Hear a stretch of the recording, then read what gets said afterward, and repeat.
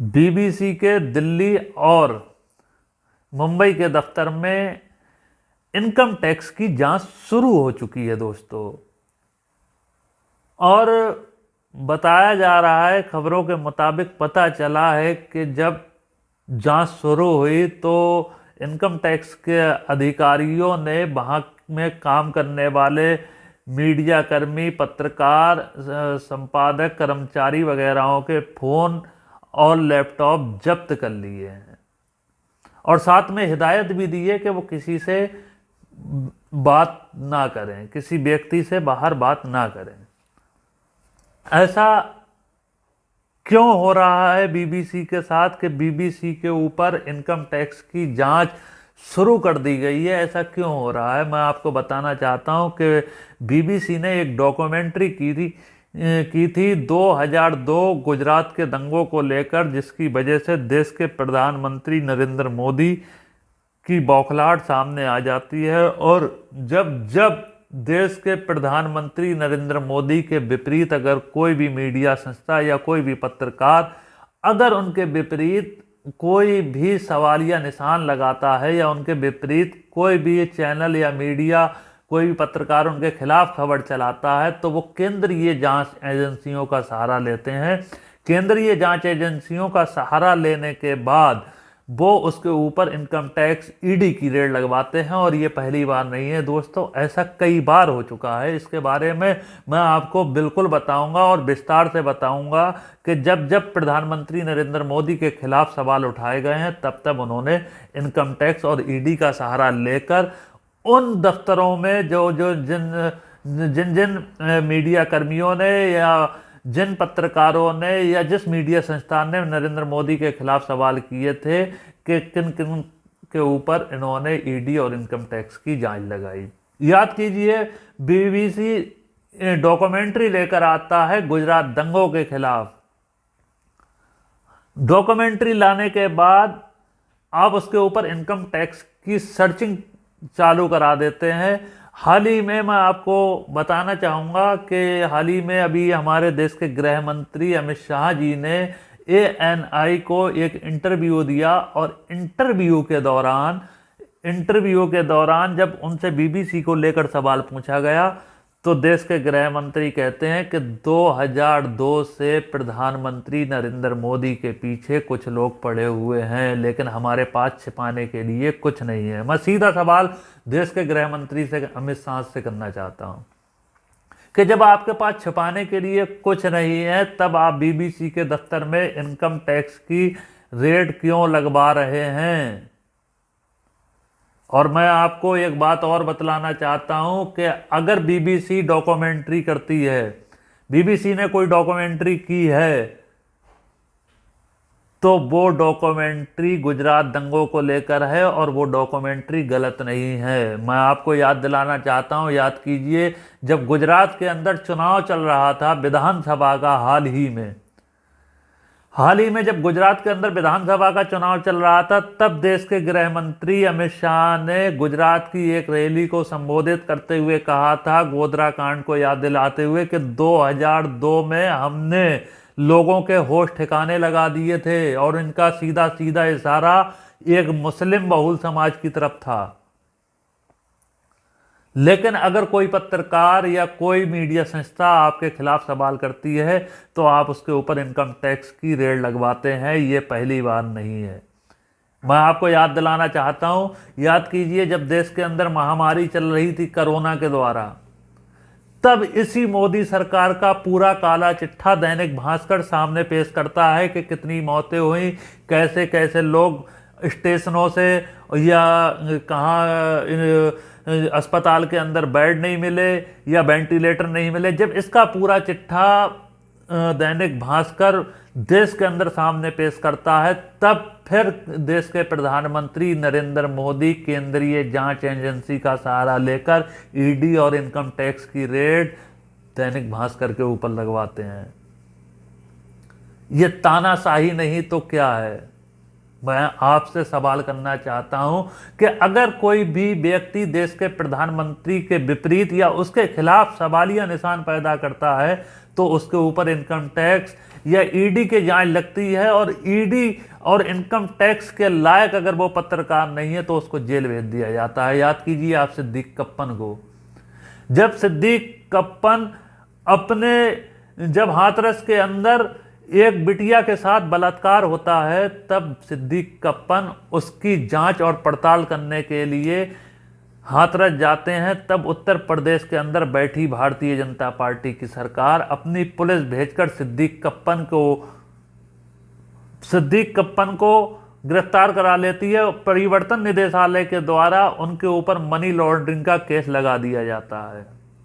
सिर्फ मकसद क्या था कि भारतीय जनता पार्टी के विपरीत सवाल करना।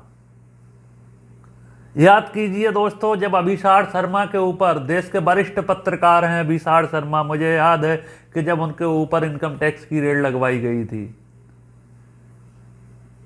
हालांकि वो भी सरकार के विपरीत सवाल करते हैं।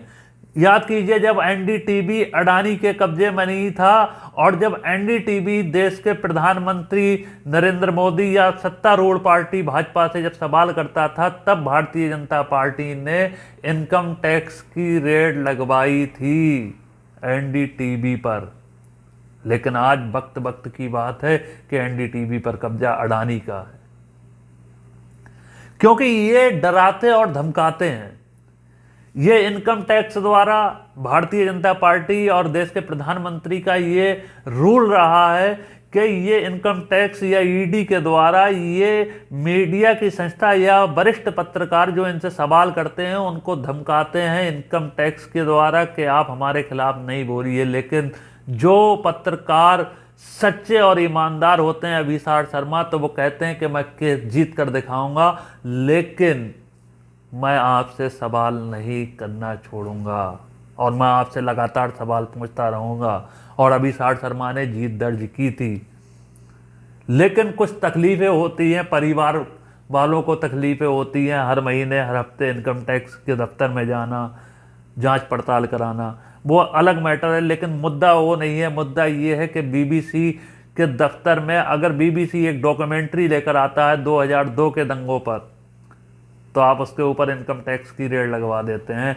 और बात यही नहीं रुकती दोस्तों, मैं आपको बताना चाहता हूं कि सिर्फ जो मैंने आपको पहले भी बताया, फिर दोहरा रहा हूं कि जो मीडिया संस्था या कोई पत्रकार नरेंद्र मोदी के खिलाफ सवाल करेगा तब उसी पर ही इनकम टैक्स या ईडी की जांच लगेगी। ना ये पापा के पप्पू, ये पापा की परियां, इनके ऊपर ये भी पत्रकारिता करते हैं, ये पत्रकारिता नहीं ये चाटुकारिता करते हैं, इनके ऊपर कभी इनकम टैक्स की रेड नहीं लगी। याद कीजिए हाल ही में अभी ये पापा के पप्पू ने अभी आज तक के चैनल के से एक बयान दिया था, सरकारी दफ्तर में काम करने वाले और सरकारी नौकरियों की मांग करने वालों के ऊपर, नाम इनका सुधीर चौधरी है, इनके ऊपर कभी इनकम टैक्स की रेड नहीं लगवाई जाती। और मैं आपको बता दूं कि ये व्यक्ति जब जी न्यूज में काम करता था तो 100 करोड़ की कथित वसूली के लिए तिहाड़ जेल में हाजिरी लगा चुका है, लेकिन इसके ऊपर इनकम टैक्स की रेड नहीं लगाई जाती।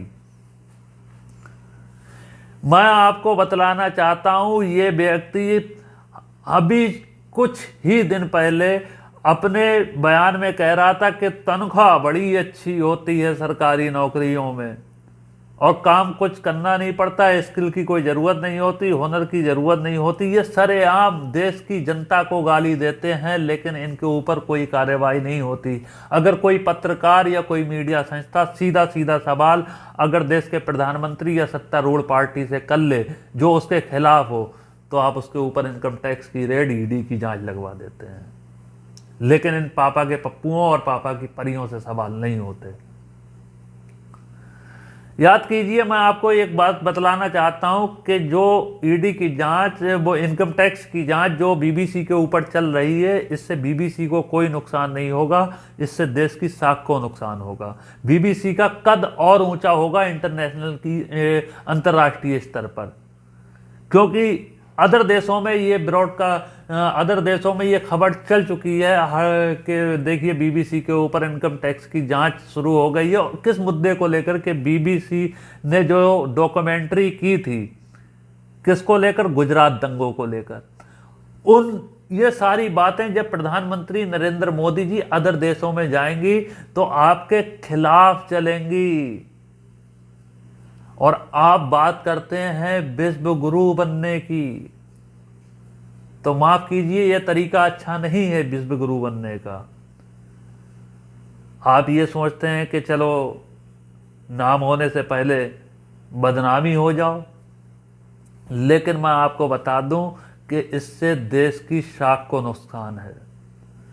लोकतंत्र के अंदर पत्रकार, मीडिया या हर छोटे आदमी को अधिकार है सत्तारूढ़ पार्टी से या देश के प्रधानमंत्री से सवाल करने का। हर व्यक्ति को अधिकार है। अगर कोई डॉक्यूमेंट्री लेकर आता है तो उसका मतलब ये नहीं है कि आप उसके ऊपर जांच शुरू करा देंगे। मैं आपको एक बात बतलाना चाहता हूं कि जब इनके खिलाफ अगर कोई भी संस्था, कोई भी मीडिया संस्था या कोई भी पत्रकार इनके खिलाफ विपरीत सवाल करता है, इनके खिलाफ सवाल करता है, तो ये उसको डराते हैं ईडी द्वारा और इनकम टैक्स के द्वारा उसको धमकाया जाता है ताकि। लेकिन कुछ ऐसे चैनल होते हैं जो एनडीटीवी जैसे होते हैं जो अपने आप को बेच दिए जाते हैं। लेकिन मैं आपको बताना चाहता हूं कुछ पत्रकार होते हैं रवीश कुमार जैसे, लेकिन वो एनडीटीवी तो छोड़ देते हैं, वो अपनी टीवी चैनल को तो छोड़ देते हैं, लेकिन अपने कलम से, अपनी जबान से सच का साथ नहीं छोड़ते। आज की वीडियो में बस इतना ही। सच का साथ देने के लिए हमारे चैनल को सब्सक्राइब करें, बेल आइकन को प्रेस करें, क्योंकि सवाल सिर्फ उसी से होगा जो सत्ता में बैठा होगा, ना कि विपक्ष से होगा। रागिब मलिक को दीजिए इजाज़त। जय हिंद, जय भारत।